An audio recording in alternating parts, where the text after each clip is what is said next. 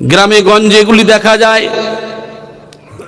আমার কোনো মা কোনো ভুল করে ফেললো, এখন আর এক মা সে কি করলো জানার পরে তার কাছে কিছু গোপন কথা বলে ফেলেছে। এখন পুকুরের ঘাট আর কল দুটো জায়গা মেয়েদের জন্য খুব সুবিধাজনক জায়গা। এ বলেছে মোহাব্বতের সঙ্গে, এখন ক্রমে ঝগড়া হয়েছে। টিউবওয়েলে গিয়ে বা আপনার পুকুরের ঘাটে গিয়ে শুরু করেছে, বলে তুই জানিস এই বিষয়। এই কথা নিয়ে এবারেও কি করলো, আবার আরেকজনের সঙ্গে আলোচনা, দু চারজন এই আলোচনা করছে, আরেকজন সেখানে গিয়ে হাজির, বলছে তুই যা বলেছিস ঠিকই বলেছিস। বুঝতে পারছেন একজনের দ্বারা কত গুনাহ বাড়ছে? কিসের দ্বারা?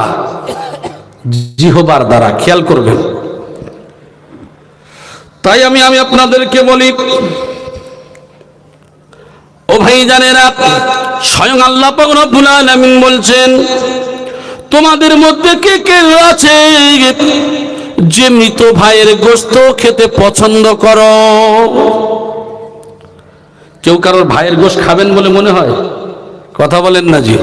ঠান্ডার সময় তো বেশি আওয়াজ বাড়লে গা গরম হবে, তবে চিন্তা নেই, আমি ছেড়ে দেবো, 9:30টার মধ্যে কমপ্লিট হবে। আমার ভাই, কোরআনে কারীমের এক একটা আয়াতের ব্যাখ্যা অনেক রয়েছে। তো এখানে একটা মারাত্মক কথা হলো, তোমরা কি মৃত ভাইয়ের গোশত খেতে পছন্দ করো? আমরা বলি না, তা তো আমরা অপছন্দই করি, ঠিক কিনা? বলছে যারা এই সমস্ত কাজ করে, এই সমস্ত ব্যক্তিরা এরা মৃত ভাইয়ের গোশত খায়। জোরে বলেন নাউজুবিল্লাহ, আস্তাগফিরুল্লাহ। তোমরা আল্লাহকেই ভয় করো। আমাদের কাকে ভয় করতে হবে? আল্লাহকেই ভয় করতে হবে। আর আল্লাহ সব থেকে তাকেই ভালোবাসেন যে তওবা করে, ঠিক কিনা? তওবা করনেওয়ালা যে হয় তাকে আল্লাহ সব থেকে বেশি ভালোবাসেন। জোরে বলেন সুবহানাল্লাহ। আমার ভাই,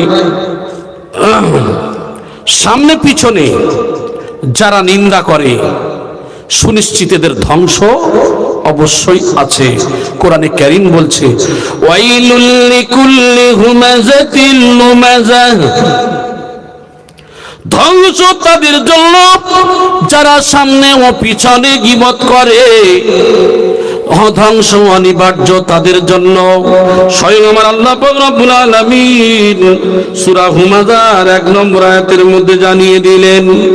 অন্য আয়াতে আল্লাহ বলেন, আইয়ুহাল্লাযীনা আমানু লা ইয়াসখার কওমুন মিন কওমিন আসা আন ইয়াকুনু খায়রাম মিনহুম ওয়ালা নিসাa'un মিন নিসাa'in আসা আন ইয়াকুনু খায়রাম منهن ولا تلمزوا أنفسكم ولا تنابزوا بالألقاب بئس الاسم الفسوق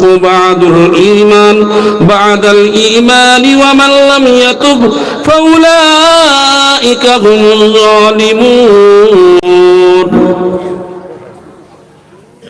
আল্লাহ এখানে বলছেন, হে মুমিনগণ, কোন পুরুষ যেন অপর কোন পুরুষকে বিদ্রুপ না করে, ঠিক তদ্রূপ কোন নারী যেন কোন নারীকে বিদ্রুপ না করে। আমার ভাইজানেরা,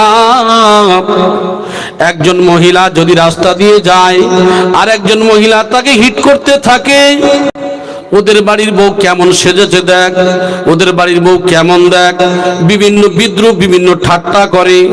বা যদি একজন গরিব মানুষ হয়, তার পরনের কাপড়টা যদি নোংরা হয়, বিভিন্ন মানুষ বিভিন্ন কথা বলে। আমার মা বোনেরা সমালোচনা করতে থাকে। পুরুষদের মধ্যেও এমন মানুষ আছে যারা সমালোচনা করে। আমার ভাইজানেরা, কান খুলে খেয়াল করে শুনুন, এই সমস্ত কাজগুলি আমাদের দ্বারা করা ঠিক নয়। কারণ আল্লাহর কোরআন জানিয়ে দিচ্ছে, হতে পারে তোমার থেকে তারা ভালো, ঠিক কিনা? আমি যার সম্পর্কে গীবত করছি, যার সম্পর্কে ঠাট্টা করছি সে হতে পারে আমার থেকে উত্তম, ঠিক কি না আমার ভাই? এই জন্য করে এ সম্পর্কে বহু কোরআন ও হাদিস রয়েছে, আমি সেদিকে যাব না। তবে উদাহরণ দিয়ে বলি আমার ভাই জানেরা, সবাইকে সংযত রাখা আল্লাহর রাসূল সাল্লাল্লাহু আলাইহি ওয়াসাল্লাম হাদিসের মধ্যে উল্লেখ করেছেন।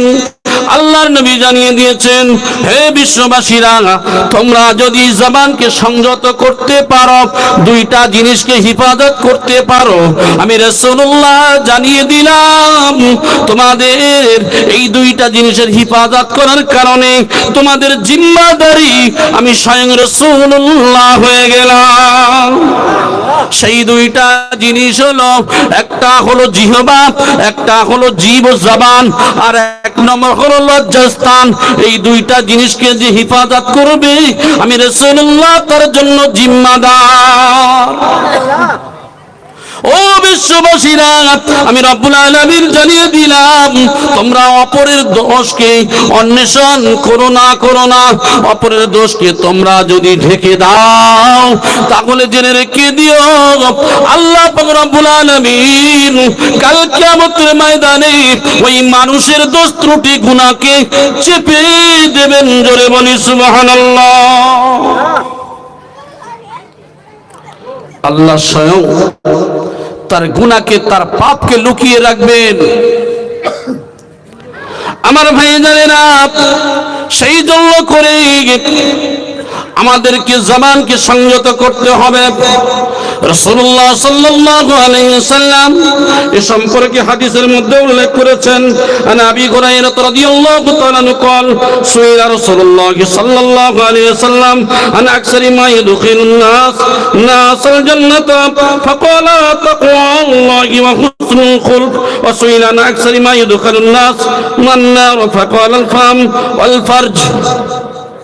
যে হাদিসটা আমি এখনই আলোচনা করেছি, আল্লাহর নবী সাল্লাল্লাহু আলাইহি ওয়াসাল্লাম জানিয়ে দিয়েছেন, হে বিশ্ববাসীরা, আমি রাসূলুল্লাহ জানিয়ে দিলাম, আমি হাবিবুল্লাহ জানিয়ে দিলাম, তোমরা এই যে উত্তম চরিত্র, উত্তম আখলাক নিয়ে তোমরা দুইটা জিনিসের হিফাজত করবে। এই দুইটা জিনিসের হিফাজত যদি করে চলতে পারো, আমি রাসূলুল্লাহ তোমাদের জন্য জিম্মাদার হয়ে গেলাম। ও ভাই জানেরা, আমি আপনাদের হাতে ধরে বলি, পায়ে ধরে বলি, আল্লাহর রাসূল সাল্লাল্লাহু আলাইহি ওয়াসাল্লাম জিজ্ঞাসা করছেন সাহাবায়ে কেরামদের মধ্যে, আমার সাহাবীরা, যদি কারোর সম্পর্কে কিছু আলোচনা করা হয় বা তোমার সম্পর্কে কোনো কিছু বলা হয়, তাহলে কি তুমি খুশি হবে? বলে জি না।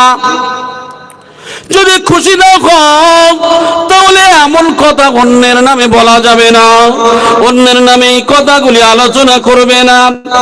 গীবত কাকে বলে?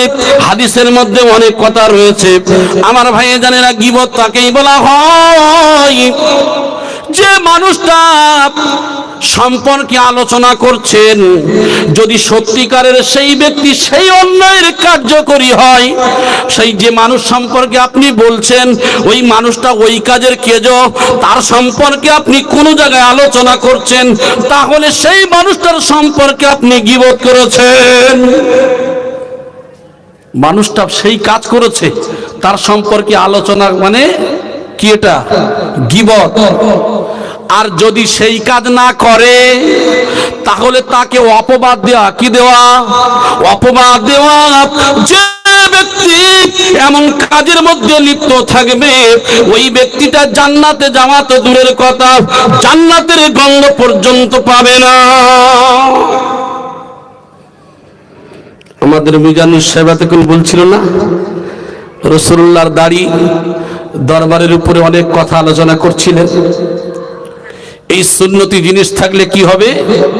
অন্তত রাসূলুল্লাহ আমাদের এই অবস্থা সাফাত করবে। আর এই পোশাক নিয়ে, এই চরিত্র নিয়ে নামাজ আদায় করবে, এই চরিত্র নিয়ে যদি রোজা আদায় করা হয়, এই চরিত্র নিয়ে যদি হজ করা হয়, এই চরিত্র নিয়ে যত ভালো কাজ করেন না কেন, সামান্য করলেন সব বরবাদ। এটা তো আমার আপনার সবার হয় না কি না? কথা বলেন না? আর এর জন্য দোষী আমি, আপনি, আমরা সবাই কম বেশি করে ফেলি। ভাবছেন যে ভাই আপনি কি সম্পর্কে হিট দিচ্ছেন, না হিট নয়, আমি আপনাদের সাবধান, আমি আপনাদের ভাই হিসাবে বলছি, এ পাপের মধ্যে আমি জড়িত, আপনিও জড়িত, কেউ বলতে পারবে না। দুটো ভাই আলোচনা করছে, এখানে গিয়ে আরেক ভাই বলছে হ্যাঁ যা বলেছিস ঠিক বলেছিস, গুনাহ হয়ে গেল। হয় না, হয় না জি? এই জন্য করে সংযত করতে হবে জবানকে।